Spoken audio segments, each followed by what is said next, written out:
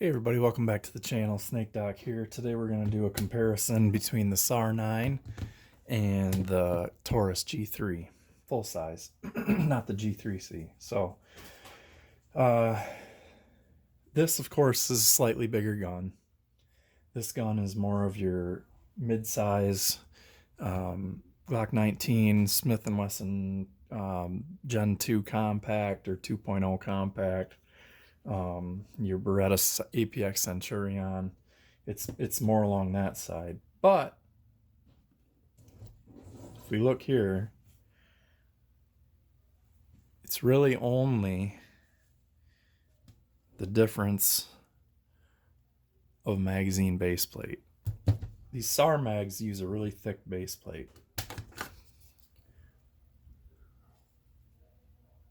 So this, of course, is 15 rounds. The 17 round mag does come with the version that I bought. You can also get it with just two 15 round mags.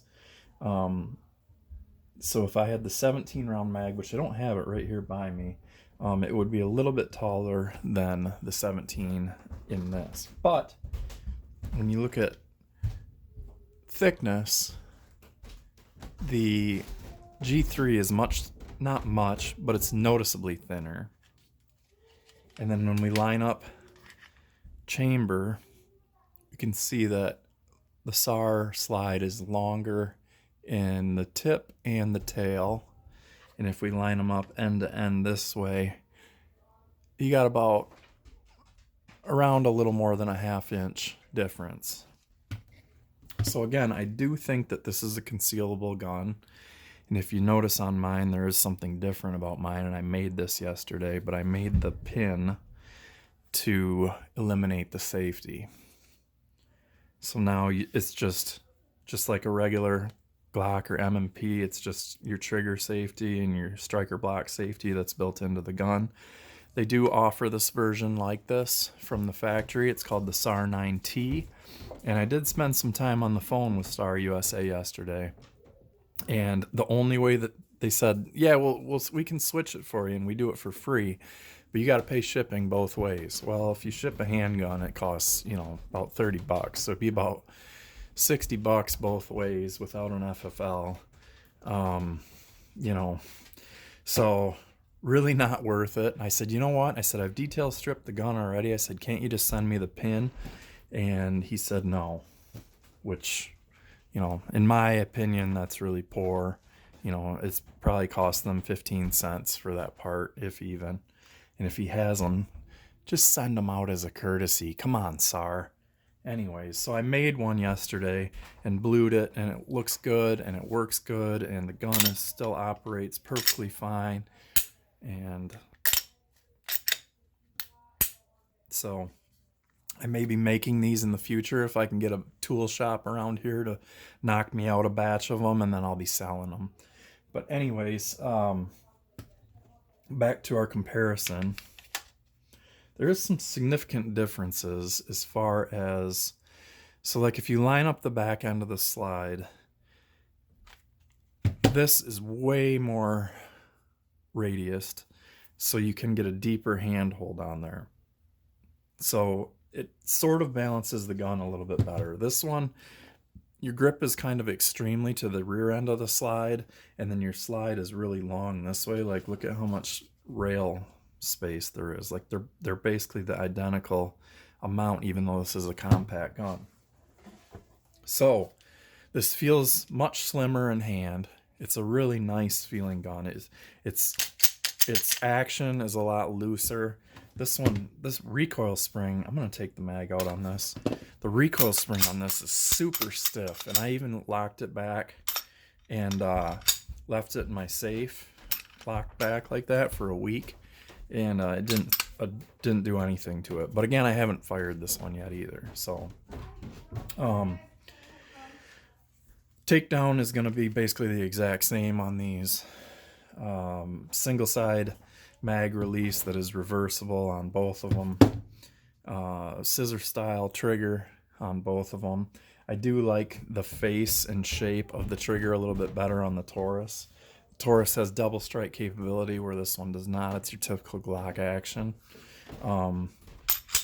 I actually had to do a little bit of sanding on mine because the blade safety sat really proud and it really pinched my finger on firing. So what I did was I fire, and then I used a bread tie and I tied it down so it was flush and tied it to the trigger guard here, and then I used a sandpaper wrapped around a marker and sanded that face down, and now it's perfectly flush and it still works as a safety. So very cool.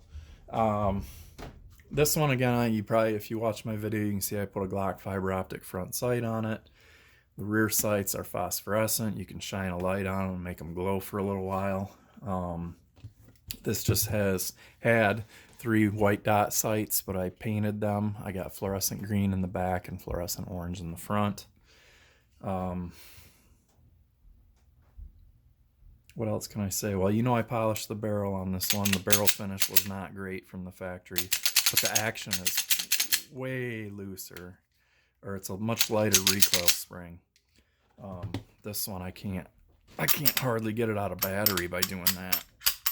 I mean, it takes some real force on it, whereas this one I could do it probably, it's simple. Manual safety on this one locks up the slide, and it's, the manual safety on this is single side, and on this one it was ambidextrous. Let's check them out weight wise and see how much of a difference there is in weight. We're gonna do ounces here. So unloaded with the 15 round mag is 24.62, so under 25 ounces. That's a nice weight to be at for a carry gun. And 27.83 on the SAR without the safety. So when the safety is steel on that, I would say it only weighs a few grams because it's, it's not a big part. The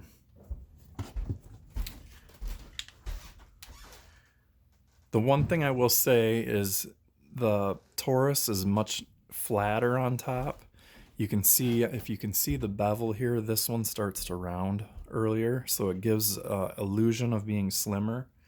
I'll grab the calipers here and see. I don't know that there's a great deal of a difference between.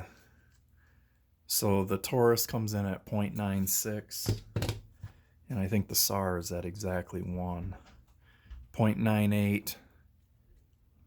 And if I go where there's no serrations, it is 1.0 exactly, so 1 inch. Let me move that where there's no serrations and try and get it. So 0.96. So there's just a little bit of difference there. Where you're going to notice your main difference is going to be in your grip section. The Taurus is really slim in there. It's at 1.1, and when you get on this one, it's at 1.21. So it's a full 1/10 of an inch bigger. But again, I do feel that this is a concealable gun, should you choose. I wish the base plate was slimmer, but you can see where the metal on the magazine comes down that far. So really, the reason they molded it that way was because the mag stuck out that far. So you could technically probably do like a 15 round mag or a 16 round mag in there, similar to like a SD9 VE with a flush base plate, and then you would have a smaller profile. When I get a full firing grip on there, you can see my hand still fits on the grip frame. I'm not hanging down onto that mag base at all. On the Taurus, I am on the mag base. You can see right here where I am on it. So it does have a bit of an undercut. You could probably make it a little bit more, but it's a pretty thin trigger guard. This one has a really high undercut. I mean, way high. So you can see how much the trigger guard basically goes down to about the middle of my middle finger. And then when you look at the trigger guard opening, that's with the trigger in the cock position. There's plenty of space in there to get a glove finger.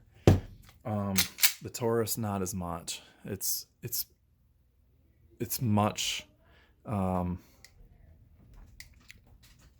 It's not quite as much room, but the thing is that the travel on the Taurus trigger is a lot more before you get to the wall.